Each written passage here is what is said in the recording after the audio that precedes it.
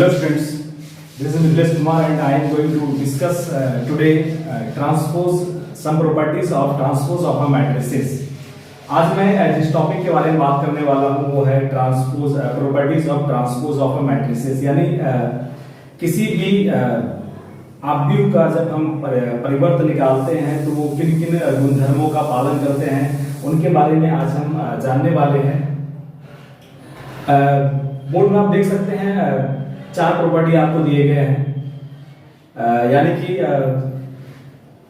let A and B be two matrices such that the following expressions are well defined, then कहने का मतलब ये है कि मान लेते हैं कि A और B दो मैट्रिक्स है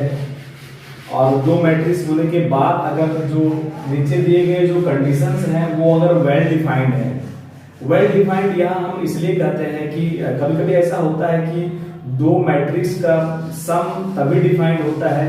जब दोनों के जो ऑर्डर है वो सेम होते हैं, या फिर दो मैट्रिक्स का जो प्रोडक्ट है वो तभी डिफाइंड होता है जब पहले का नंबर ऑफ कॉलम्स दूसरे के नंबर ऑफ रोज के इक्वल हो जाए, तभी वो वेल डिफाइंड होता है। यानी कि एडिशन या डिफरेंस या फिर मल्टीप्लिकेशन से रिलेटेड कुछ कंडीशंस होते हैं तभी वो वेल डिफाइंड होता है उससे उसके ऑर्डर के रिगार्डिंग। यही वजह है कि हमने यहाँ स्टार्टिंग में लिखा हुआ है कि let A and B be two matrices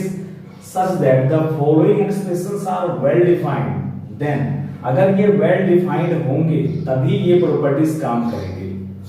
तो फिर ये चार प्रॉपर्टी जो है वहां जो है काम करते हैं। जो पहला प्रॉपर्टी है वो है ट्रांसपोज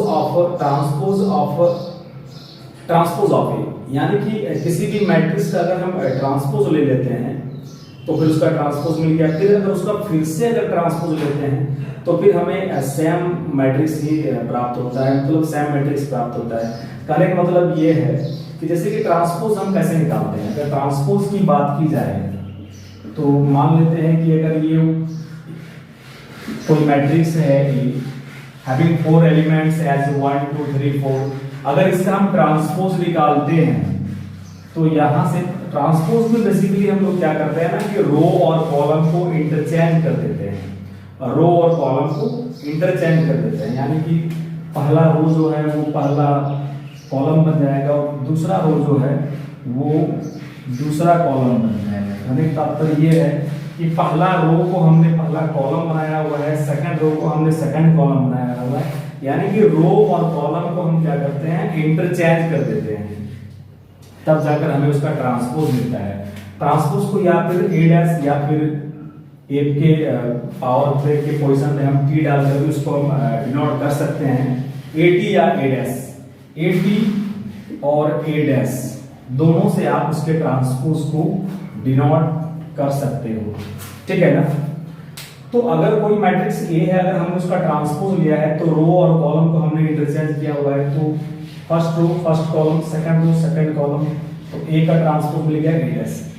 अगर फिर से इसका ट्रांसपोज लेते हैं हम, अगर ए के ट्रांसपोज का फिर से ट्रांसपोज मैं अगर लेता हूं तो फर्स्ट रो को फिर हम फर्स्ट कॉलम बनाएंगे, तो यहां से मिलेगा 1 3 और ये जो सेकंड रो है सेकंड कॉलम बन जाएगा और ये हो जाएगा 2 4। 1 3 फर्स्ट रो फर्स्ट कॉलम हमने बनाया हुआ है, सेकंड रो को सेकंड कॉलम हमने बनाया हुआ है, तो 1 2 3 4। अभी आप गौर से देखिए 1 2 3 4, ये जो पहले जो मैट्रिक्स ए था 1 2 3 4 सेम मिला। ट्रांसपोज ऑफ ए का जो एलिमेंट्स मिला वो ए के इक्वल ही है, यानी कि यहां से हम कह सकते हैं कि जो प्रॉपर्टी है पहला property transpose of A equal to A, ये बिल्कुल सही है और तर्कसंगत है, यानी कि यहाँ इसमें कोई दो राय नहीं है। अगर किसी भी मैट्रिक्स का अगर हम दो बार ट्रांसपोज निकालते हैं तो फिर से हमें जो ओरिजिनल मैट्रिक्स था वही हमें प्राप्त होता है। यह जो दूसरा प्रॉपर्टीज है, सेकंड प्रॉपर्टीज, वो ये कह रहा है कि किसी भी मैट्रिक्स को अगर हम स्केलर से मल्टीप्लाई करते हैं उसके बाद अगर हम ट्रांसपोज लेते हैं या फिर उस मैट्रिक्स का हम ट्रांसपोज ले लेते हैं उसके बाद फिर स्केलर से मल्टीप्लाई करते हैं, दोनों की जो वैल्यू है वो वैल्यू सेम आती है। यानी कि when if we multiply matrix by a scalar k, then we take the transpose, then the value of it equals to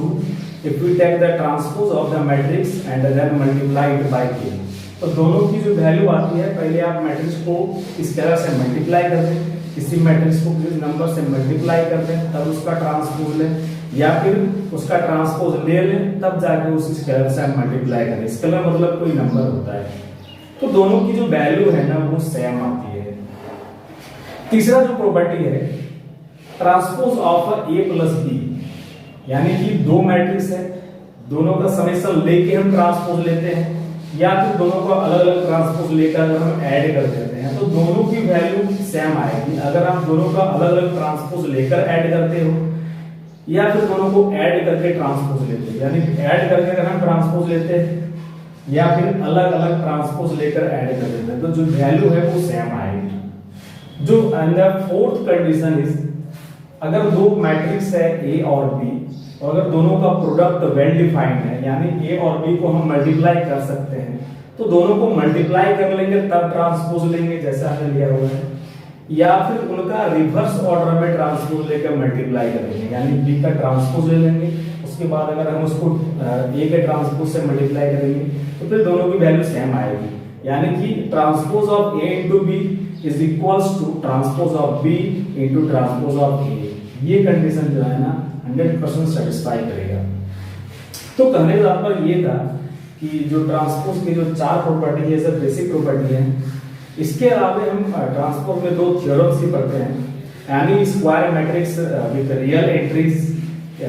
can be expressed as the sum of symmetric matrix and skew symmetric matrix, यानी किसी भी दो theorem है इसमें। एक theorem में हम ये पढ़ते हैं